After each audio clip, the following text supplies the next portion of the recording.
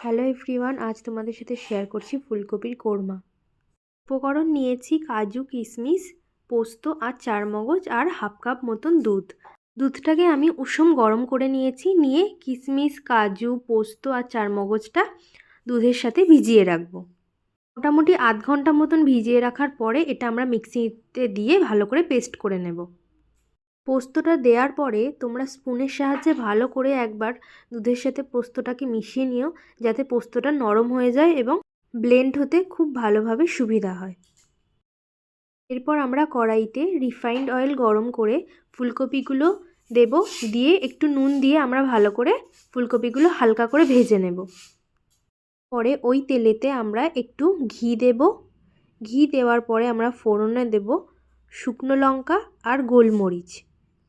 তেলের সাথে ভালো করে মিশিয়ে নেওয়ার পরে আমরা দেব আদা বাটা। আচ্ছা, আদা বাটাটা দেওয়ার আগে তোমরা একটু নুন দিয়ে নিও। আদা বাটার যে কাঁচা গন্ধটা চলে যাওয়ার পরে আমরা যে কাজু বাদাম, কিশমিশ, পোস্ত, চারমগজের যে পেস্টটা করে রেখেছিলাম দুধের সাথে, ওইটা আমরা তেলের সাথে ভালো করে মেশাবো। তোমরা দেখবে যে তেলটা এটা প্রথমে দেওয়ার পরে তেলটা টেনে নেবে।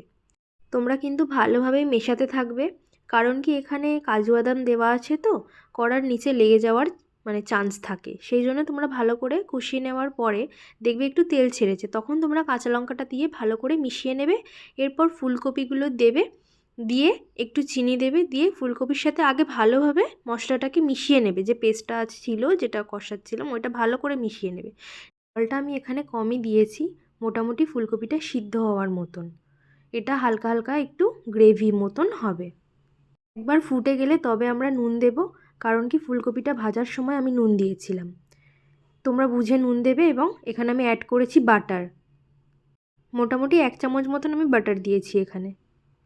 বাটারটা দিলে খুব সুন্দর একটা ফুলকপিটা থেকে গন্ধ বেরোয়। তোমরা অল্প পরিমাণে গরম মশলা দেবে আর তারপরে বাটারটা দেবে।